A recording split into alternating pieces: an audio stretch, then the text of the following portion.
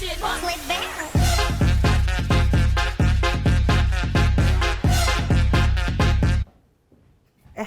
Ada Dokter Velia. Ngapain lo? Dok Duduk Vel, cepetan. Apa kabar? Aduh, udah lama gak Baik. ketemu. Aduh, capek abis jaga tadi. Oke Nggak ada yang guys. nanya, nggak ada yang nanya. Nggak ada yang nanya. Jadi oke guys, kembali lagi di Selebel Sehat lewat. Berita. Nah, di episode ini kita mau ngomongin apa nih, Dok Vel? Macam-macam karena sebenarnya kita udah ngumpulin beberapa pertanyaan dari teman-teman online yang akan dibacakan oleh teman-teman kita di belakang kamera. Yeay! Makasih buat teman-teman yang udah menyumbangkan pertanyaan, terutama pertanyaan-pertanyaan yang lewat dunia kesehatan Ya, ya. kalau dunia kesehatan. Makasih ya udah antusias buat nanya. Kita sama-sama nambah ilmu, sama-sama belajar. Oke, langsung pertanyaan numero uno atau nomor 1. Langsung kita jawab nih.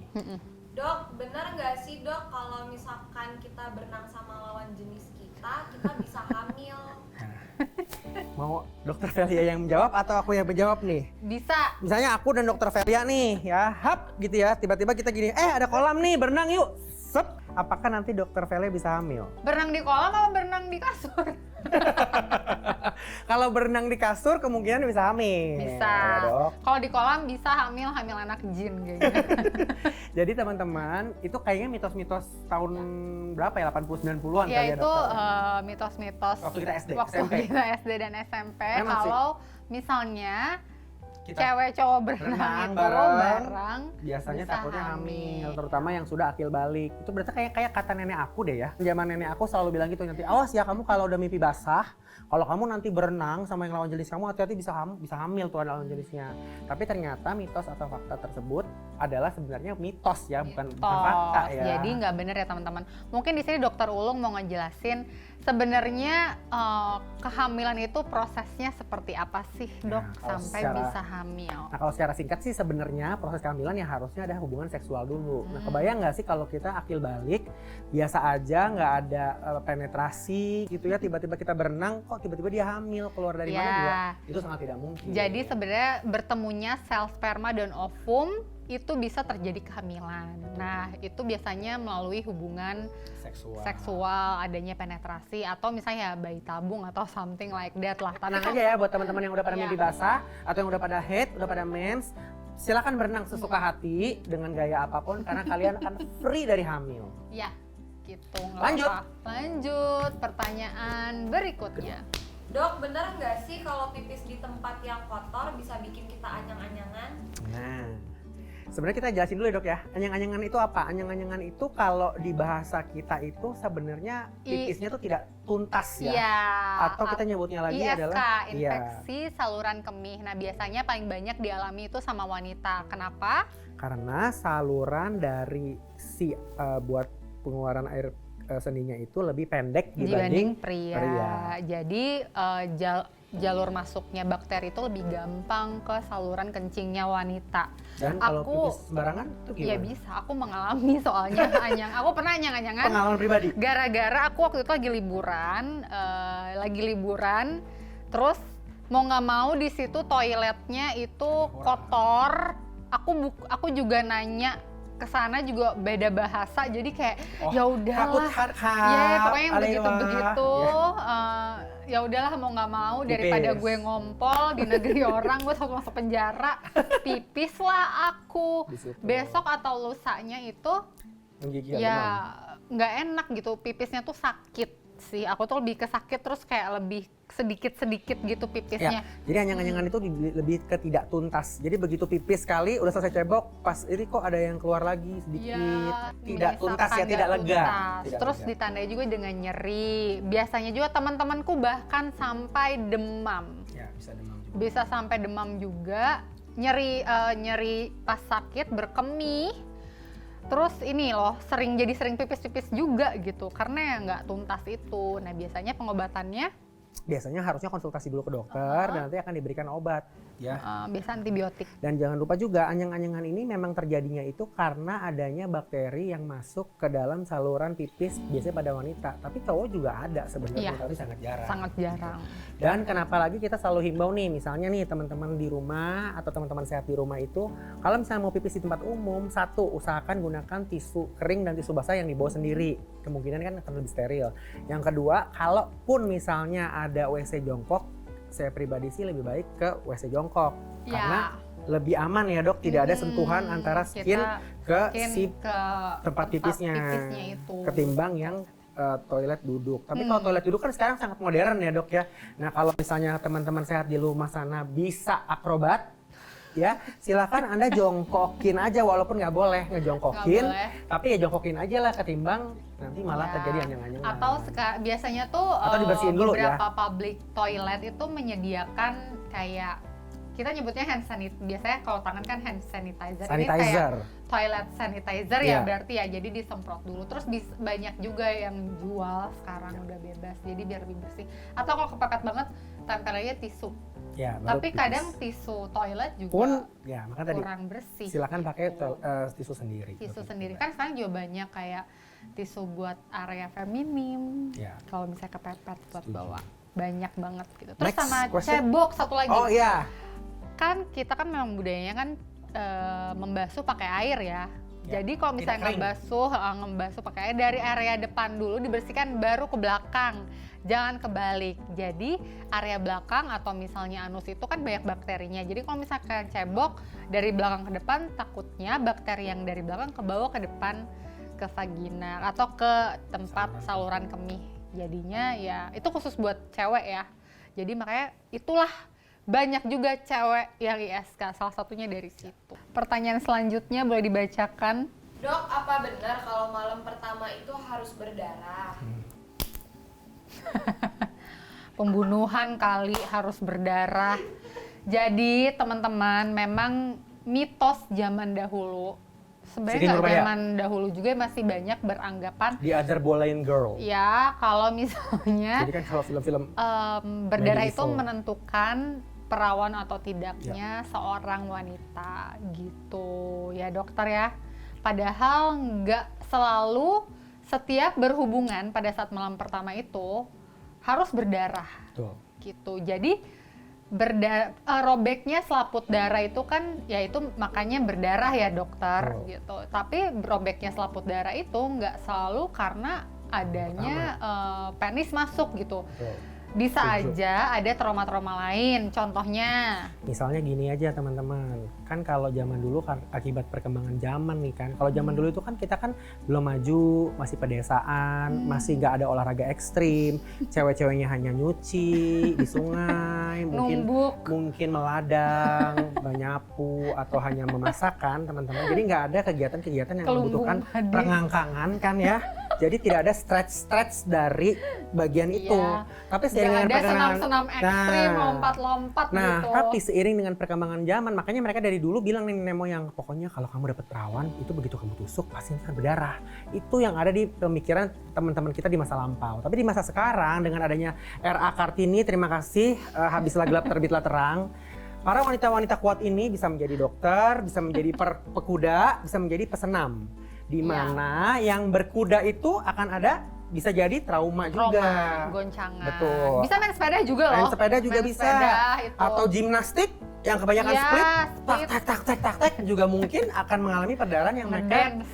yang mereka mungkin ngiranya oh apa aku mens dan lain-lain. Ya itu kan bisa juga ternyata pas Betul. lagi mens tapi lagi olahraga atau berkegiatan ekstrim juga gitu. Betul. Jadi berarti ini menjawab ya teman-teman ya, bukan berarti sekarang di dunia modern ini yang terima kasih tuh RA Kartini bahwa kalau perawan harus berdarah itu menurut aku salah ya. Salah, jadi nggak selalu ya teman-teman ya. Bukan berarti nggak berdarah itu nggak perawan gitu. Tapi ya memang untuk hubungan yang baik ya dikomunikasikan aja Dengan pasangan. sebelum menikah. Yes. Next question. Next question. Dok, apa benar luka bakar tuh bisa disembuhin pakai odol?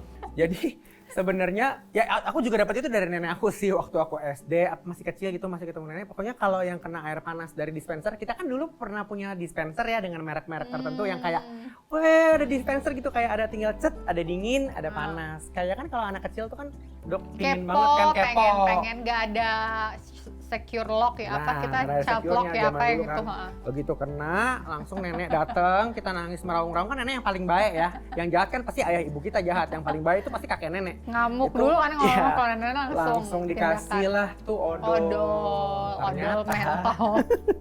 Ternyata setelah kita belajar nih bahwa luka bakar itu pada saat terjadi luka bakar tidak boleh diberikan hal-hal tersebut. Contoh odol, Minyak, minyak, mentega, goreng, mentega, hand body, hand body. langsung ditempel pakai tensoplas. Iya. Kalau Kena knalpot knalpot, langsung kasih buru-buru. Di tensoplas Tensoplas. atau dikasih odol. Biasa kan kalau anak-anak SD, ya gue SD dulu ya, jadi yang kayak banyak kanan kiri ada motor, Ya. emak orang nggak bisa nganterin motor, anaknya Masih parkir masih panas. anget tuh motor, Kena. gitu. Jadi sebenarnya yang paling baik adalah penanganan pertamanya adalah dialiri dengan air, jangan air es ya, Betul, tapi air air biasa. biasa aja. Jangan air cuka dialiri. juga, jangan air aki juga. Jangan alkohol. Dan jangan minuman-minuman rasa-rasa Iya. juga. Pokoknya air mengalir dari keran, habis dialiri silakan dikeringkan. Dikeringkannya juga jangan dikeringin pakai anduk terus digosok-gosok gitu, bukan. Tapi Aduh, itu dikeringkan nice aja. banget. Ya, ditutup ya. aja pakai anduk, tapi jangan terlalu di Sampai tempel, jangan digesek, karena takutnya malah makin luka. Betul. Itu kan fungsinya kita untuk menutup pakai kain steril untuk menghindari infeksi bakteri.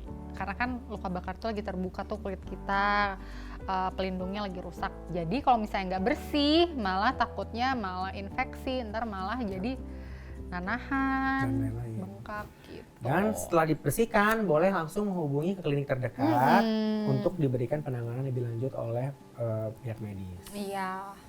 Oke. Ada lagi next question? Next question maybe. Dok, apa benar posisi seks bisa menentukan jenis kelamin anak? Terima kasih atas pertanyaannya dan saya sangat berterima kasih sama Sangat Dr. Velia. bangga. Saya merasa sangat bangga untuk bisa menjawab pertanyaan ini Saya memberikan walaupun kehormatan. saya masih single, saya bukan karena Dr. Velia sudah tidak single, misalnya Dr. Velia lebih kapabilitas Dr. Velia misalnya lebih dibanding saya gitu ya. Tapi dokter Ulung tuh prakteknya ini. Praktek apa dulu nih dok? Jadi sebenarnya tadi apa Praktek di tempat ini ya. yang berhubungan dengan seksual? Ya, seksologi. Dokter Ulung tuh praktek dengan seorang pakar seksologi juga ya, Ya. Dok. Tadi pertanyaannya adalah apakah benar posisi Posisi menentukan jenis kelamin. jenis kelamin? Nah, Bukan balik lagi. posisi menentukan prestasi ya. Itu Dok. zaman kita ujian. Ini Jadi posisi menentukan jenis kelamin itu sebenarnya belum ada penelitian yang benar-benar mensahihkan di mana posisi helikopter anaknya bisa laki-laki karena helikopter tuh ngaco gitu, atau doggy style itu bisa menjadikan lebih cowok lagi gitu. Tapi kalau misionaris kan kayak ceweknya lemah banget, nanti anaknya yang dihasilkan bisa cewek gitu ya, itu nggak ada sebenarnya. Jadi balik lagi terserah yang di atas mau ngasihnya apa. Tetapi memang ada beberapa jenis posisi seks itu yang bisa satu menambah kenikmatan dari si pasangannya, either yang pria ataupun yang wanita itu mungkin bisa. Atau yang kedua adalah kehamilan. bisa mempercepat kehamilan. Iya, Gitu, posisi-posisi tergantung. tertentu. Tapi kalau untuk dia bisa mengketok palu jenis kelaminnya nanti dapatnya apa, itu lagi balik lagi terserah yang Ya. Maha Kuasa. Dan yang menentukan cewek atau cowok itu adalah sel sperma. Betul. Ya, Dok ya. Sel sperma. Biasanya kalau misalnya pengen banget milih anak cewek atau cowok, bisa konsultasi ke dokter kandungan. Biasanya kadang si suaminya dikasih vitamin tertentu, terus bisa juga bayi tabung ya, Dok ya. Kalau bayi tabung bisa, tapi bayi tabung itu lebih ke menentukan bukan jenis kelaminnya, tapi lebih menentukan apakah ini anak kembar atau tidak. Tetapi dengan tingkat keberhasilan memang yang tidak bisa 100%. Yes, betul. Tapi bisa dimanipulasi memang. Bisa dipilih juga sebenarnya. Oi, netizen, pertanyaan. Pertanyaan terakhir ya dok. Oke. Dok, katanya herpes cuma ada di kelamin aja, tapi kok temen aku bisa kena di bibir? Manis di bibir. Bingung jelasin gimana ya? Memulainya bingung. Oke, jadi mungkin kita mau ngejelasin sedikit tentang herpes itu dulu apa. Jadi herpes itu adalah infeksi virus yang ditandai dengan lentingan atau lepuhan yang berwarna merah. Blister ya? Yes, blister gitu. Nah, sebenarnya sih virus herpes itu banyak ya, tapi kita mau nyebutin yang sering aja. Betul. Herpes simplex 1 dan 2 dan herpes zoster. Jadi yang paling sering ada di Indonesia terutama ya, sebenarnya ada di luar negeri juga, itu adalah herpes simplex 1, simplex 2, dan juga herpes zoster. Tapi sebenarnya herpes simplex itu ada lagi banyak lagi dok jenisnya lagi gitu loh. Nah, selain itu herpes simplex 1 itu biasanya memang di oral atau di sekitar mulut. Nah, sedangkan herpes simplex 2 itu adanya di kelamin.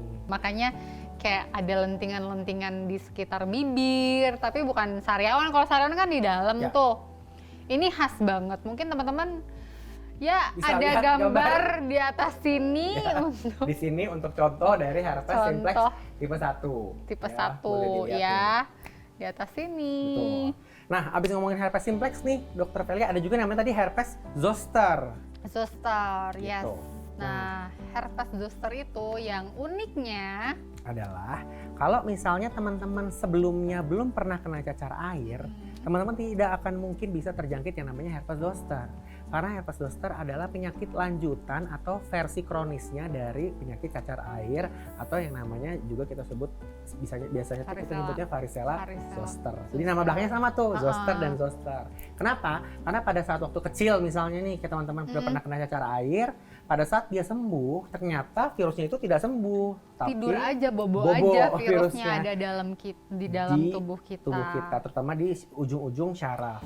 Jadi ketika nanti teman-teman sudah dewasa dan misalnya lagi capek banget atau terkena banyak utang, stres, pokoknya yang bikin imunitas kita menurun lah gitu. Dimarahin sama bos, nggak punya duit, diputusin pacar, Shopee pay letternya belum dibayar, pinjol, ditagih pinjol, itu bisa yang menyebabkan timbulnya yang namanya herpes zoster. Dan beda banget kalau misalnya varicella zoster atau cacar air ini ada di seluruh tubuh. Iya, kan kecil-kecil gitu kan bentukannya. Dan menyebar. Tapi kalau misalnya untuk si herpes zoster ini hanya satu garis dan dia bergerombol atau sesuai dengan dermatom kita nyebutnya. Iya. Sesuai dengan misalnya ada syaraf di sini, nanti dia segini. Sakit loh itu. Dan itu lebih ke perih, bukan gatal, tapi perih ya. Sakit loh itu, nyeri. Jadi sesuai ini ya dokter ya. Dengan peta dari syaraf kita yang ada di tubuh. Jadi tuh dulu kayak ada mitosnya nih, teman aku dulu pernah kena herpes zoster. Dia dibilang kalau garisnya nyatu, gue mati. Gue waktu SMA ya percaya aja. Bener. Karena kan dia gini ya dok, terus nanti kalau dia melingkar, gitu. Iya Vel, kalau nyatu gue mati katanya gitu. Kayaknya bisa jadi film deh. Tapi temen gue lagi di Jerman nih. Oh baik-baik aja. Udah nikah, udah baik-baik aja. Nah sekarang gimana penanganannya dok? Coba penanganan dari herpes ini. Jadi penanganan dari, pertama mungkin gejalanya dulu deh dok. Ya bisa. Demam. Kalau misalnya demam itu pasti karena adanya infeksi virus. Demam, pusing, menggigil ya, pokoknya yang infeksi virus lah ya teman-teman. Nah, oke, pencegahannya yang penting adalah isolasi. Betul, karena penyakit ini sebenarnya menular, tapi khusus untuk yang cacar air atau varicella zoster. Kalau yang herpes zoster tidak bisa menular karena dia sudah ada di dalam tubuh kita sebenarnya. Iya. Nah kalau herpes simplex tentu saja menular kalau ada kontak. Ya, kalau ada kontak ya teman-teman. Oke, jadi isolasi jangan ya berhubungan seksual dulu, tahan-tahan dulu. Betul. Jangan kan hubungan seksual dok. Sentuhan aja jangan dulu. Ya nggak boleh juga. Dan jangan lupa bisa diobatin sebenarnya dengan sempurna, bisa sembuh sempurna untuk segera menghubungi dokter. Ya biasa dikasih obat antivirus ya, gitu, dan harus tuntas juga. Obatannya banyak dok biasanya. Kalau sakit ya biasa kasih obat anti nyeri. Kalau demam ya obat penurun demam. Sebenarnya itu sama. Yang penting kalau virus itu imunitas kita harus baik. Jadi makan makanan bergizi, jangan terlalu capek. Yes. Setuju. Oke, Dokter Velia kayaknya ini udah cukup ya pertanyaan-pertanyaannya. Sama ini dok, kalau yang biar nggak pecah, paling dikasih ointment, dikasih krim khusus, biar nanti bekas cacarnya itu lentingan-lentingan tidak membekas gitu, dan pasti gatal jangan digaruk-garuk. Yes. Oke, paling itu aja dulu. Thank you guys. Terima kasih guys, dan kedepannya nanti kalau misalnya ada teman-teman di rumah atau teman-teman sehat di sana yang mau ada pertanyaan-pertanyaan lagi seperti yang tadi kita sudah bahas, boleh ditanyakan di Dunia Kesehatan di Instagramnya @duniakesehatan.co.id. Oke? Oke, thank you. Terima kasih. Bye. Dah. Slip back.